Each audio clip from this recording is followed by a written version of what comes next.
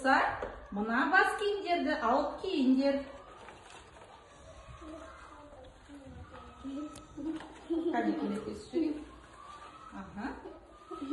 Тамаша. Балалар, олай болса, мен сендерге қазір дана қалам арқылы жұмбақ жасағым келіп тұр. Біздің дана қалам өте ақылды екен, сендерге жұмбақ жасырғысы келіп тұр. Балалар, жұмбақты өте мұқият тыңдаймыз.